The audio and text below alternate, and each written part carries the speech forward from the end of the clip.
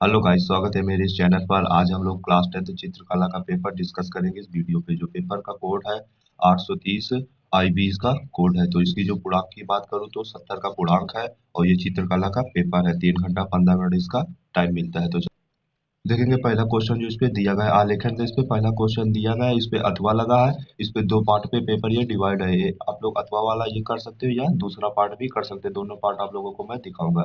20-20 इस पे objective question दिए गए इस पेपर पे। तो कौन सा आकार आलेखन के लिए उपयुक्त नहीं? इन चारों विकल्पों में से कौन सा जो विकल्प है जो मतलब उस पे आलेखन नहीं बनाया जा सकता? तो कोण पे हम लोग आलेखन नहीं बनाया जा सकता, तो ऑप्शन नंबर डी इसका करेक्ट आंसर हो जाएगा। क्वेश्चन नंबर दूसरा देखेंगे। निम्न में से किस प्रकार की पेंसिल से खींची गई रेखा हल्की होती है? मतलब कौन सी पेंसिल है जिससे रेखा खींचने पर रेखा हल्की होती है? तो HB पेंसिल से खींची गई रेखा हल्की होती है। इस पे जो जो टिक लगे, ये सारे जो टिक लगे हैं ये बोर्ड पेपर पे ही नकल कराए गए इस पे है। नकल पे बताए गए क्वेश्चन है बहुत से इस पे। अब देखेंगे जो इस पे तीसरा दिया गया है, कमरे की छत हेतु कौन सा आलेखन उपयुक्त होता है? जो कमरे की छत पे आलेखन किया जाता है उस पे कौन सा आलेखन उपयुक्त के लिए मतलब होता है? तो इस पे जो इसका करेक्ट आंसर हो जाएगा ये हो जाएगा कोने का आलेखन। कोने का आलेखन ऑप्शन नंबर ए इसका करेक्ट आंसर हो जाएगा। अब नेक्स्ट देखेंगे जो इस पे नेक्स्ट दिया गया है, कला शब्द निम्न में से किस भाषा का है? जो कला शब्द है तो ये किस भाषा का है? तो इसका जो ऑप्शन नंबर हो जाएगा, ऑप्शन नंबर दूसरा इसका करेक्ट हो जाएगा, संस्कृत शब्द का है ये। अब देखेंगे पांचवा, कपड़े पर रंगाई हेतु कौन सा रंग सर्वाधिक उपयुक्त होता है? जो कपड़े पर रंगाई की जाती है वो किस रंग का उपयोग सबसे सर्वाधिक उपयुक्त माना जाता है? तो ये ऑप्शन नंबर ए इसका करेक्ट हो जाएगा, एक्रिलिक रंग। ये इसका ऑप्शन नंबर ए इसका करेक्ट आंसर हो जाएगा। अब देखेंगे जो आप नेक्स्ट क्वेश्चन दिया गया है इस पे, इंद्रधनुष में कितने रंग होते हैं? तो इंद्रधनुष में कितने रंग होते हैं तो आप लोग जानते ही होंगे, जो इंद्रधनुष में 7 रंग होते हैं। 7 रंग इंद्रधनुष में होते हैं। अब इस पे पूछा गया मुख्य रंग कितने होते हैं? तो मुख्य रंग जो होते हैं ये 3 रंग होते हैं। ऑप्शन नंबर इसका करेक्ट आंसर होगा। अब देखेंगे इस पे जो और लिस्ट दिया गया है क्वेश्चन नंबर 8वां, स्लेटी रंग किन रंगों के मिश्रण से बनता है? जो स्लेटी का रंग होता है ये किन दो रंगों को मिलाने पर बनता है? तो ये नीला और सफेद को मिलाने पर बनता है। ऑप्शन नंबर 20 का करेक्ट आंसर हो जाएगा। अब इस पे क्वेश्चन नंबर 9 देखेंगे, मोनोक्रोम क्या होता है? जो मोनोक्रोम क्या होता है इस पे हम लोगों को बताना है। तो मोनोक्रोम जो होते हैं एक ही रंग के विविध टॉन होते हैं। ऑप्शन नंबर सी इसका करेक्ट आंसर हो जाएगा।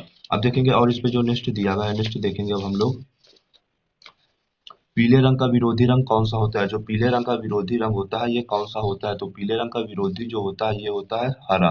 हरा ऑप्शन नंबर सी इसका करेक्ट आंसर हो जाएगा। अब देखिएगा निम्न में से कौन सा रंग गर्म होता है? तो इन चारों पे कौन सा रंग होता है जो गर्म होता है? तो लाल रंग गर्म होता है। ऑप्शन नंबर ए इसका करेक्ट आंसर हो जाएगा। अब देखेंगे जो 12, हरा रंग किन दो रंगों को मिलाने से बनता है? जो हरे रंग होता है ये किन दो रंगों को मिलाने से बनता है? तो नीला और पीला को मिलाने पर हरा रंग का निर्माण होता है। अब देखेंगे आलेखन कितने प्रकार के होते हैं? तो आलेखन हम लोगों को बताना है कितने प्रकार के होते हैं। तो आलेखन 3 प्रकार के होते हैं इस पे। आलेखन कितने प्रकार के होते हैं ये दिया गया है। तो आलेखन इस पे 3 प्रकार के होते हैं। चारकोल क्या होता है? चारकोल क्या है इस पे? तो चारकोल इस पे बताना है, जो एक तैल रंग है। तैल रंग होता है चारकोल इस पे। ऑप्शन नंबर सी इसका करेक्ट आंसर हो जाएगा। इस पे 15 नंबर देखेंगे, ओष्ठवार्ड चक्र में कितने रंग होते हैं? तो ओष्ठवार्ड चक्र में कितने रंग होते हैं? तो 8 रंग होते हैं। ऑप्शन नंबर है इसका करेक्ट आंसर हो जाए। बिना ब्रश की सहायता से कौन सा रंग लगाया जा सकता है? तो बिना ब्रश की सहायता से जो पेस्टल रंग लगाया जा सकता है। ऑप्शन नंबर सी इसका करेक्ट आंसर हो जाएगा। अब देखेंगे जो और इस पे नेक्स्ट दिया गया है, काला रंग का विरोधी कौन होता है? जो काला रंग का विरोधी होता है वो होता है सफेद। ऑप्शन नंबर 20 का करेक्ट आंसर हो जाएगा। तटस्थ रंग कितने होते हैं? तो तटस्थ रंग जो होते हैं वो 4 होते हैं। ऑप्शन नंबर इसका करेक्ट आंसर हो जाएगा। अब देखिए 19 नंबर जो दिया गया है, निम्नलिखित में से कौन द्वितीयक रंग का कौन सा है? तो इस पे द्वितीयक रंग कौन सा है हम लोगों को बताना है। तो नारंगी इसका द्वितीयक रंग है। ऑप्शन नंबर सी इसका करेक्ट आंसर हो जाएगा। किनारी डिजाइन का अब देखेंगे जो 20 नंबर इस पे दिया गया, क्वेश्चन नंबर 20वां, किनारी डिजाइन का प्रयोग किया जाता है। जो किनारी डिजाइन का प्रयोग किया जाता है वो किया जाता है साड़ी की किनारी रंगों के लिए। साड़ी के किनारी रंगों के लिए डिजाइन किनारी साड़ी डिजाइन का प्रयोग किया जाता है। 20 क्वेश्चन देखने के बाद अब इस पे अथवा लगा है। अथवा लगा है तो अब एक और दिया गया है, आप लोग ये कर लो, या फिर अथवा लगा है वो वाला पार्ट भी कर सकते हो। वो पार्ट भी अब हम लोग देखेंगे। अब इसमें जो दिया गया है वो दिया गया है प्राविधिक कला। प्राविधिक कला, इस पे टेक्निकल ड्राइंग, इस पे ये दिया गया, ये भी 20 नंबर के पूछे गए, एक एक नंबर के ऑब्जेक्टिव क्वेश्चन। इस पे भी देखेंगे जो क्वेश्चन हमको आते हैं वो हम आप लोगों को जरूर बताएंगे। निम्न में से किस ठोस में आयताकार फलक होते हैं? तो इस पे कौन सा मतलब है विकल्प पे जिसमें ठोस का आयताकार फलक होता है? तो इस पे प्रिज्म पे होता है, तो ऑप्शन नंबर डी इसका करेक्ट आंसर हो जाएगा। अब देखेंगे जो और इस पे नेक्स्ट दिया गया है, एक वर्ग प्रिज्म में कितने आयताकार फलक होते हैं? तो एक वर्ग में जो फलक होते हैं वो कितने होते हैं? तो वो 3 होते हैं। ऑप्शन नंबर इसका करेक्ट हो जाएगा। जो संपूर्ण कोण होता है ये कितने अंश का होता है? तो जो संपूर्ण कोण होता है वो होता है 180 अंश का। 1 मीटर में कितने सेंटीमीटर होते हैं? तो 1 मीटर में 100 सेंटीमीटर होते हैं। ऑप्शन नंबर इसका करेक्ट आंसर हो जाएगा।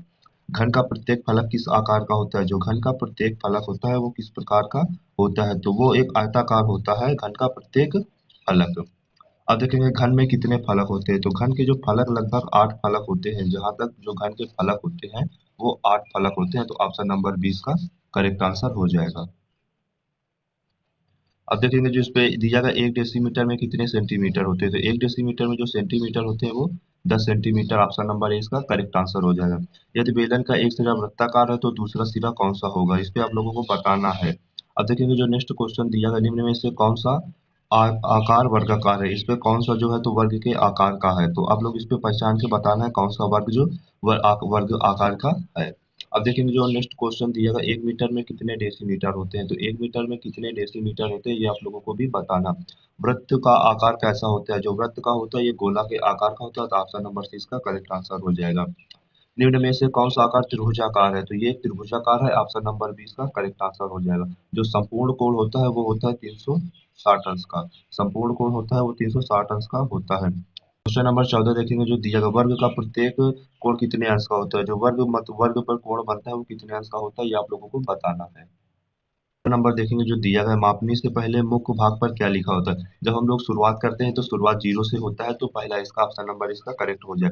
समकोण कितने अंश का होता है? जो समकोण होता है वो 90 अंश का होता है।